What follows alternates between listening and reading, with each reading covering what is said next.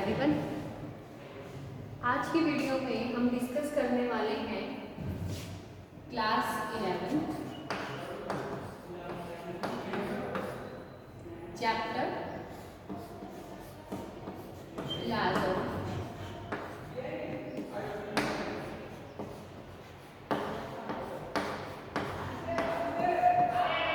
कुछ important topics हम इस चैप्टर से डिस्कस करें। देखो आपके एग्जाम बहुत पास में है, तो each and everything we will not discuss these days. जो आपके एग्जाम के लिए इम्पोर्टेंट है वही मैं आपको भी करवाऊँ। तो वीडियो को अंत तक देखें, आपके लिए बहुत हेल्पफुल रहने वाली है और हो सकता है आपको अपने एग्जाम में यहाँ से क्वेश्चंस भी मिले। देखिए यहाँ पर फर्स्ट जो हमारा बेसिक सा टॉपिक स्टार्ट होता है वो है फोर्स। अगर मैं चेक कर लेती हूँ कि वीडियो आपको क्लियर दिख रही है। हाँ, इस विजिबल। देखो फोर्स 9 से पढ़ते आ रहे हैं। फोर्स क्या होता है? Push and pull action. ठीक है, किसी भी चीज को अपनी तरफ खींचना या धकेलना, उसी को हम क्या कहते हैं? फोर्स कहते हैं। कोई बड़ी चीज नहीं है, हम सबको पता है। ठीक है, तो यहाँ से जो हमारा फोर्स निकालने का फॉर्मूला होता है that is mass into acceleration. ठीक है, फोर्स होता है मास इनटू एक्सेलरेशन। इस फॉर्मूले से हम निकाल सकते हैं। कैसे आया कैसे नहीं आया वो भी डिस्कस करेंगे। अगर मैं बात करूं एसआई यूनिट की, यहां से आपका क्वेश्चन इंपॉर्टेंट बनता है। बहुत बार पूछ ली जाती है what is the SI unit of force. तो एसआई यूनिट क्या है हमारे फोर्स की? Newton. Each and every step of this video is important for your exam. कहीं से भी कोई भी चीज़ मिस नहीं करनी है। जो भी आपको करवाया जाएगा बिल्कुल आपके एग्जाम पॉइंट ऑफ व्यू से इम्पॉर्टेंट होगा। ठीक है, तो एसआई यूनिट की बात करें तो आपकी जो फोर्स की है वो न्यूटन है। सेकंड, अगर मैं आपकी सीजीएस यूनिट की बात करूं वो होगी डाइन। ठीक है, सीजीएस यूनिट डाइन रहेगी और एसआई यूनिट न्यूटन रहेगी। उसके बाद अगर मैं बात करूं ग्रेविटेशनल यूनिट,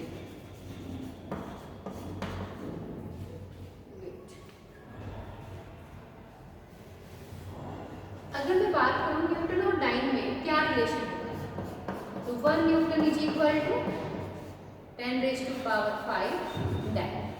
क्या आपको अच्छे से पता होना चाहिए। आप निकाल भी सकते हो चाहो तो। ठीक है ना, चलो निकलवा देती हूँ। अगर आपको बोला जाए कि find the relation between newton and dyne, तो आप निकाल सकते हो 1 न्यूटन डाइन। देखो 1 न्यूटन जो इक्वल होता है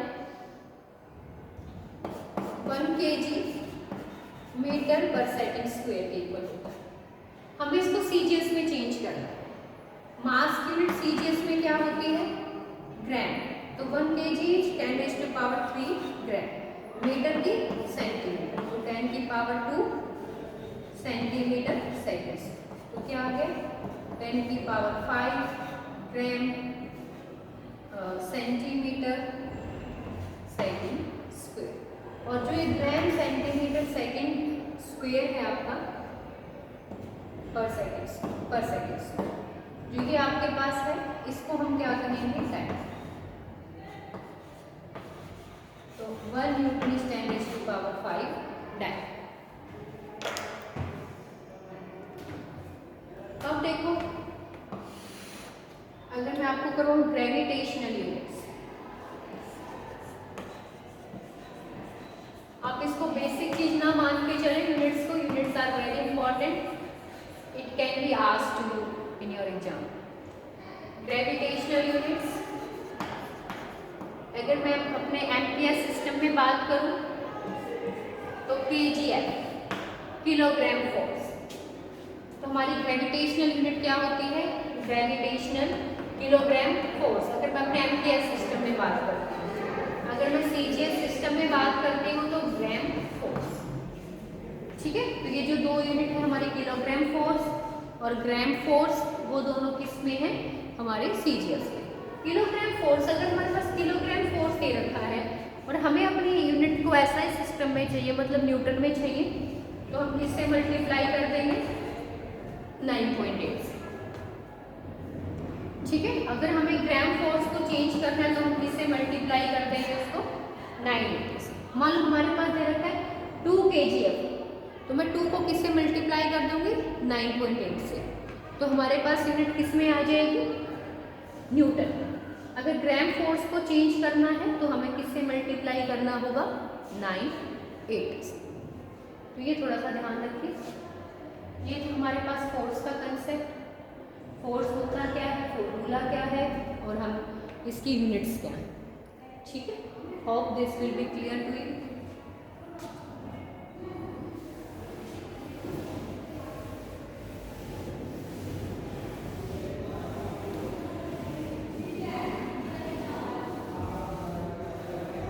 अब इसके बाद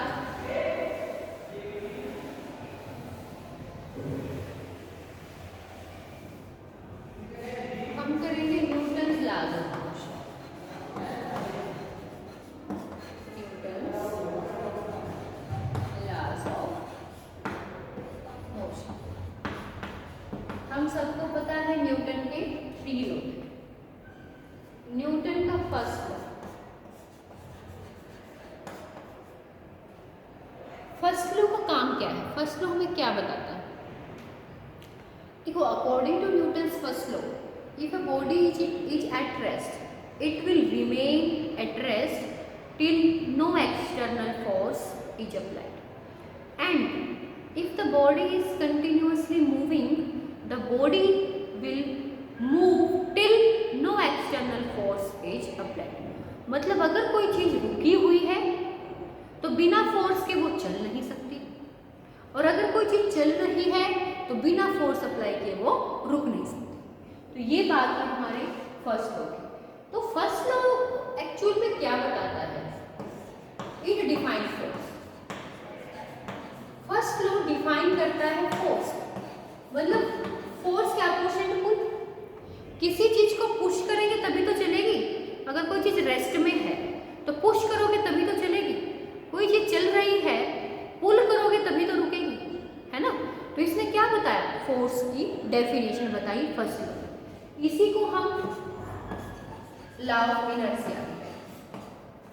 तो देखो, बिल्कुल पॉइंट टू पॉइंट हम पढ़ेंगे। ठीक है। इसका मतलब यही है, रेस्ट में है कोई चीज तो रेस्ट में रहेगी, मोशन में है तो मोशन में। Hope this will be clear to you. Second law पढ़ने से पहले हम पढ़ेंगे definition momentum.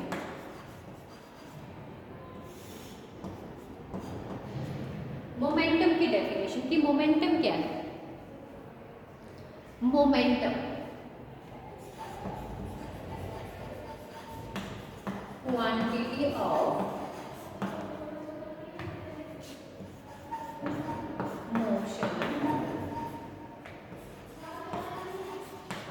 contained in a body is called moment।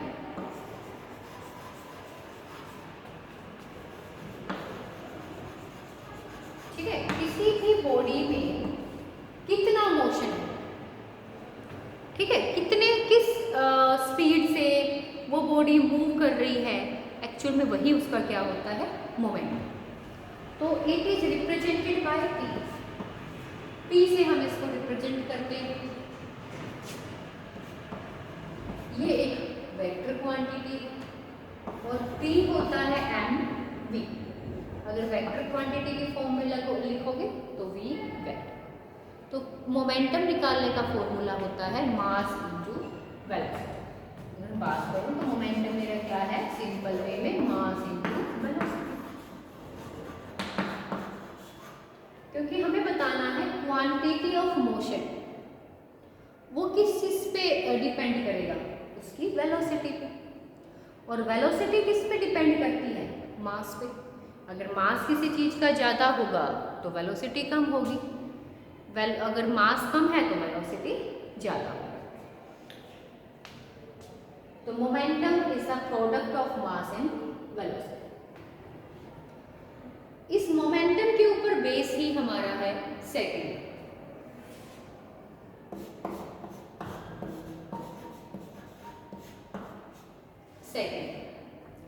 Second law हमारा क्या कहता है?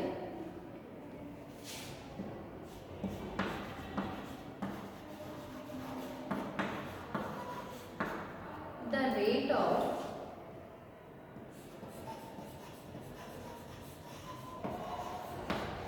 change of momentum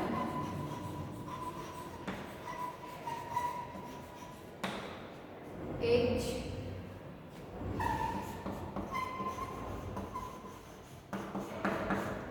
directly proportional to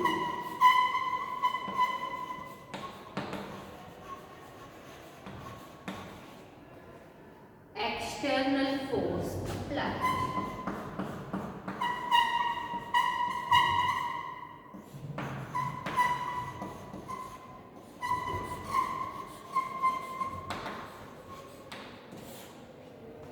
ठीक है कि rate of change of momentum, देखो मैं यहाँ पर आपको समझाऊँ, dt by dt directly proportional to f। सिर्फ ये लाइन है जो मैंने आपको एक्सप्लेन की है कि rate of change of momentum, this dt by dt क्या है? Rate of change of momentum is directly proportional to force applied. ठीक है, अब अगर हम इस डायरेक्टली प्रोपोर्शनल को इक्वल में चेंज करेंगे तो किसी न किसी कांस्टेंट का यूज करना पड़ेगा ना हमें।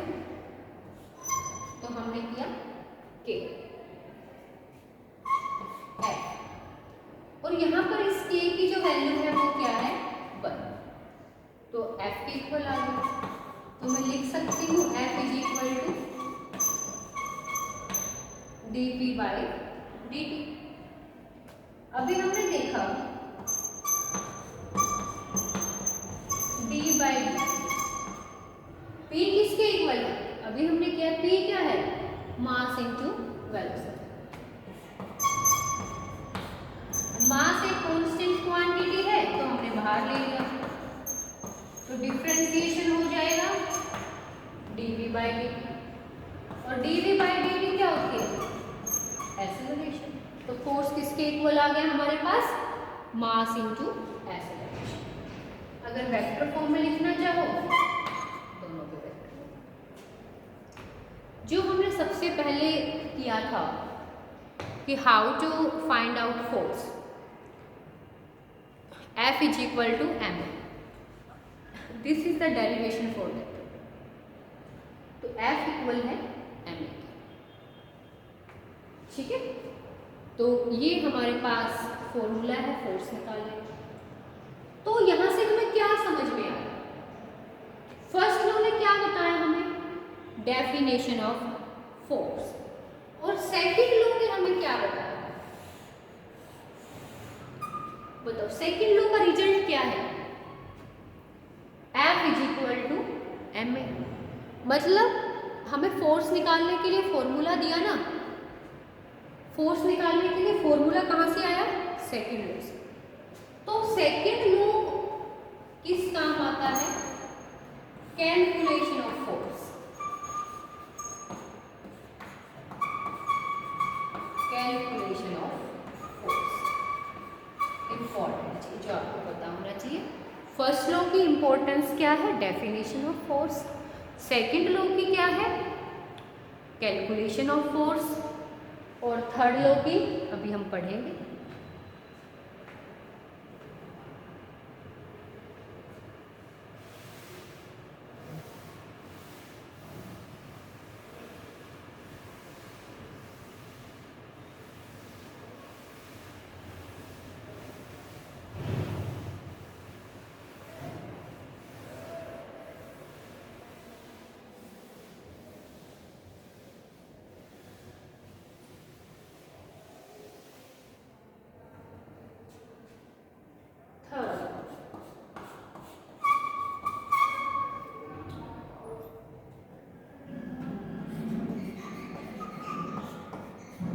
थर्ड लॉ क्या है?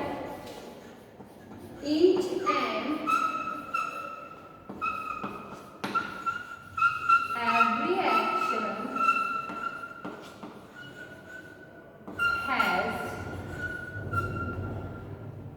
Equal and opposite reaction.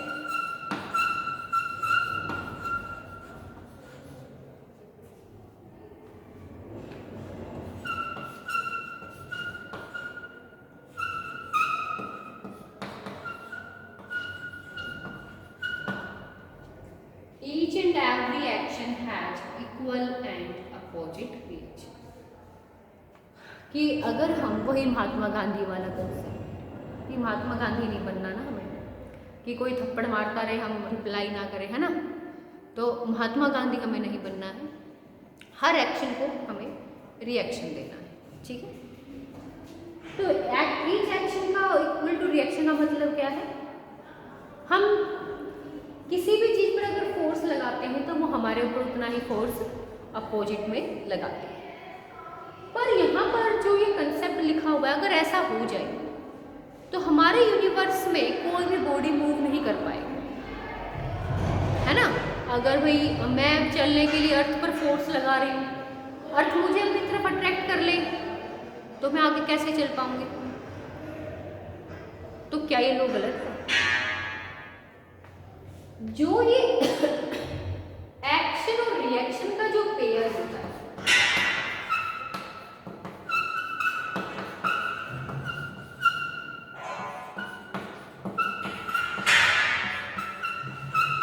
जो एक्शन रिएक्शन पेयर बनता है वो टू डिफरेंट बॉडीज पर बनता है। किन पर बनता है? Two different bodies.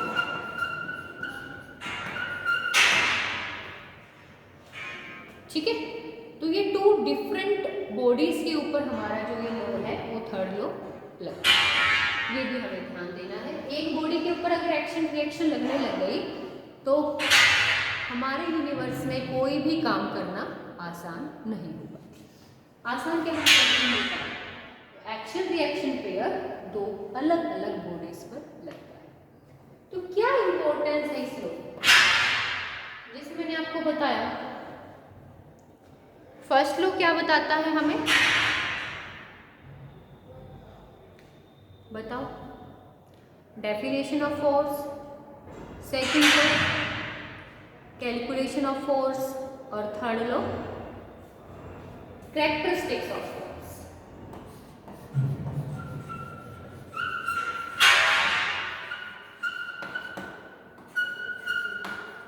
ये हमें कैरेक्टरिस्टिक बताता है फोर्स, कि फोर्स क्या है, equal and opposite in nature.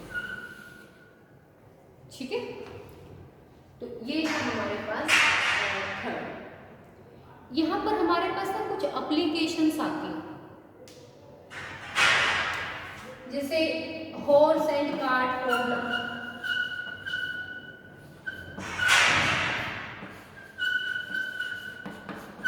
Applications है ये हमारी कुछ। एक टॉपिक और है रिकॉइलिंग ऑफ गन, बहुत आसान सा है,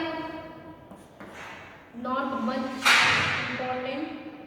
और तो जो ये एप्लीकेशंस हैं ये दोनों में यूज होती है। रिकॉइलिंग ऑफ गन वाले में भी यूज हो जाती है कंसेप्ट में, और कुछ इसमें भी, जैसे हॉर्स एंड कार्ट प्रॉब्लम हो गई आपकी, और जैसे वॉकिंग वाली होगी कि हम कैसे चल पाते हैं, या मैं आपको कहूँ, और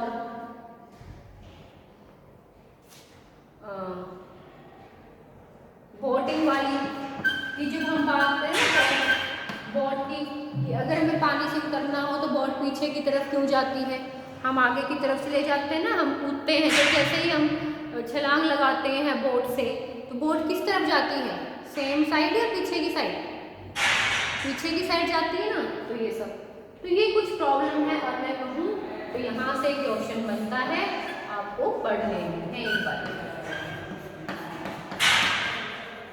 मोस्ट इम्पोर्टेंट है ये सारे। ठीक है, तो आपको एक बार ये अपने सारे एप्लीकेशंस भी देखेंगे यहाँ से। और क्या करें आगे इसमें,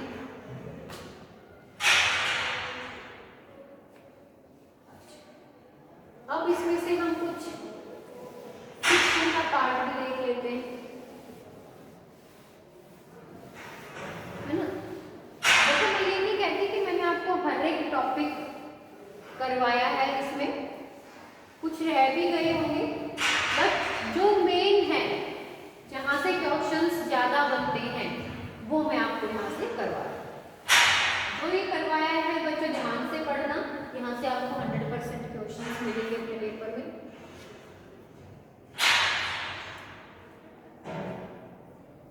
नेक्स्ट है फ्रिक्शन।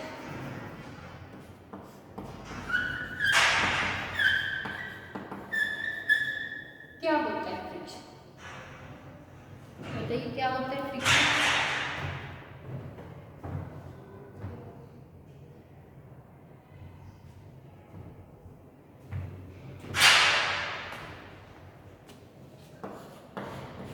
अपोजिंग फोर्स,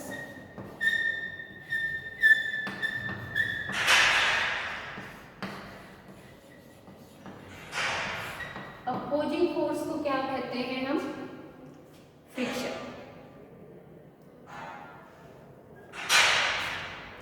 तो देखो जब भी कोई चीज चलती है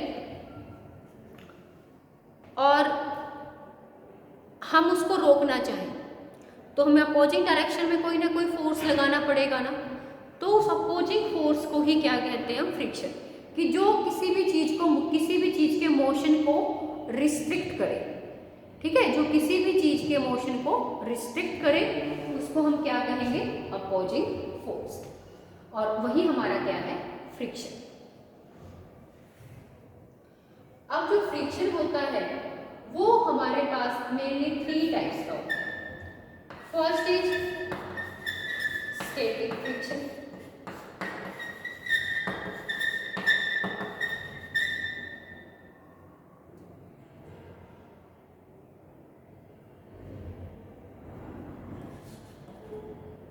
second is limiting friction,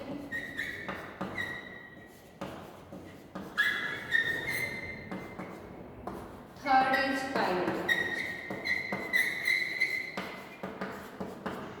static friction जब आपकी बॉडी रेस्ट में होती है उस टाइम पर, जो कोई चीज मान लो आपकी गाड़ी है, कार है खड़ी हुई, तो उस पे जो फ्रिक्शन लग रहा है उसको कहेंगे हम स्टैटिक फ्रिक्शन। जो ये स्टैटिक फ्रिक्शन होता है that is self adjusting force. कैसा है, सेल्फ एडजस्टिंग, ठीक है। तो हमारा जो स्टैटिक फ्रिक्शन है वो अपने आप को एडजस्ट करता रहता है, सेल्फ एडजस्टिंग है। मान लो मैं रुकी हुई गाड़ी पर 10 न्यूटन फोर्स लगाया तो वो नहीं चली, फिर मैंने 20 लगाया तो भी नहीं चली, 30 लगाया तो भी नहीं चली, तो मुझे मैं 10 लगाया तो मेरे अकॉर्डिंग 10 उसका क्या है, स्टैटिक फ्रिक्शन। 20 लगाया नहीं चली तो इसका मतलब अब 20 क्या हुआ, स्टैटिक फ्रिक्शन। 30 लगाया तो भी वो किस में आया, स्टैटिक फ्रिक्शन। तो इसीलिए जो हमारा स्टैटिक फ्रिक्शन है वो अपने आप को एडजस्ट करता रहता है, that is self adjusting force. Limiting, मान लो मैंने 30 न्यूटन फोर्स लगाया तो ऑब्जेक्ट किसमें है, स्टैटिक, चला गया। अगर मैं इसे थोड़ा सा ज्यादा 31 लगा देती हूँ तो वो किस में आ गया, काइनेटिक, मतलब स्टार्ट टू मूव। इसका मतलब जो 30 है वो मैक्सिमम वैल्यू है किसकी, static friction, maximum value of static friction. क्योंकि इसके बाद हमारे पास जो ऑब्जेक्ट है वो किस में आ गया, मोशन में आ गया। तो ये मैक्सिमम वैल्यू है स्टैटिक फ्रिक्शन की, और इस maximum value of static friction को ही हम क्या करेंगे, लिमिटिंग फ्रिक्शन। समझ आई बात। हम किसी रुकी हुई बॉडी पर फोर्स लगाते जा रहे हैं, एक टाइम आएगा जब वो मूव करना स्टार्ट कर देंगे, तो वो मैक्सिमम वैल्यू जब तक वो बॉडी रेस्ट में थी, that maximum value is called limiting friction. जब वो मूव करने लग गई तो किस में आ गई, काइनेटिक। तो मैक्सिमम वैल्यू को क्या कहेंगे, स्टैटिक फ्रिक्शन। कि 30 के बाद तो किस में आ गई, मोशन में ही आ गई, तो मैक्सिमम क्या थी, 30। तो इसीलिए जो मैक्सिमम वैल्यू होती है तीनों फ्रिक्शन में, वो किसकी होती है, हमारे लिमिटिंग फ्रिक्शन की होती है। काइनेटिक फ्रिक्शन फिर दो पार्ट्स में डिवाइड हो जाता है, एक स्लाइडिंग और एक रोलिंग। जब कुछ जगह स्लाइड करती हुई आती है, जैसे अगर आप अपने किसी भी स्लाइडिंग वाला झूला देखा होगा ना, स्विंग देखी होगी ना स्लाइडिंग वाली, अगर उस पर आप अपनी कोई नोटबुक रखते हो तो वो कैसे करेगी, स्लाइड करेगी। अगर आप उसके ऊपर मैं ये रख दूँ चॉक होल्डर, तो ये क्या करेगा, उसके ऊपर रोल करेगा। तो ये दो है रोलिंग और स्लाइडिंग। जो हमारा रोलिंग फ्रिक्शन होता है वो कम होता है किससे, स्लाइड।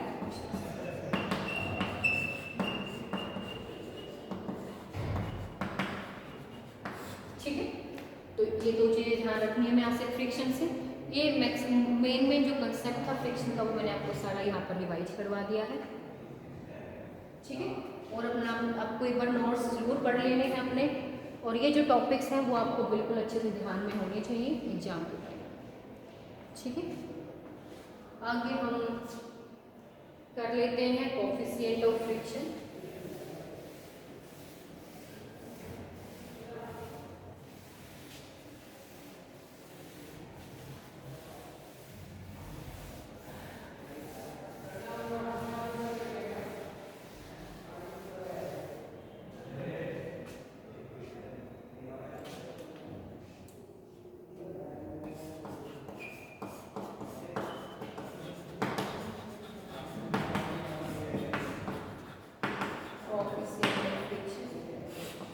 कोफिशिएंट ऑफ फ्रिक्शन को म्यू से रिप्रेजेंट करते हैं, और म्यू होता है बाय आर।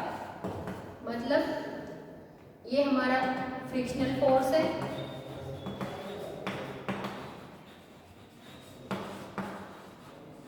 और ये हमारी नॉर्मल रिएक्शन।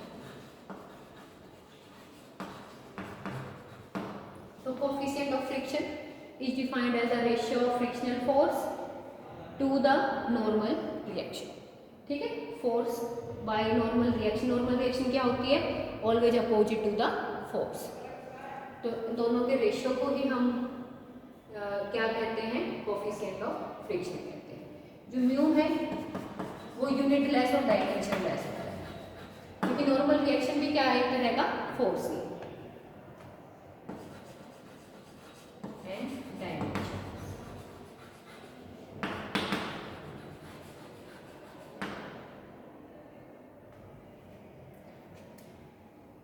अगर हम स्टैटिक फ्रिक्शन निकालना चाहें, कोफिशिएंट ऑफ स्टैटिक फ्रिक्शन निकालना चाहें तो ऊपर Fs/r आ जाएगा। अगर हम काइनेटिक फ्रिक्शन निकालना चाहें तो Fa/r आ जाएगा। मतलब ऊपर हमें फ्रिक्शन फोर्स लेना है जिसका भी हमें कोफिशिएंट निकालना है। तो μs Fs/r आ जाएगा फॉर स्टैटिक के लिए, काइनेटिक के लिए आ जाएगा K। इसका मतलब ये काइनेटिक फ्रिक्शन है, ये स्टैटिक फ्रिक्शन। तो जो भी कोफिशिएंट निकलेगा वही हमारा फ्रिक्शन आ जाएगा। नीचे क्या रहेगी, नॉर्मल रिएक्शन। तो सिर्फ डेफिनेशन में सिंपल ये लिख देना है कि defined as the ratio of frictional force to the normal reaction और it is represented by mu. ये unitless and dimensionless होती है क्योंकि दोनों फोर्स हैं, एक दूसरे को कट करते हैं। ठीक है, तो मैंने आपको इम्पोर्टेंट टॉपिक करवाने की कोशिश की है। अगर आपको वीडियो अच्छी लगे तो like and share. Thank you.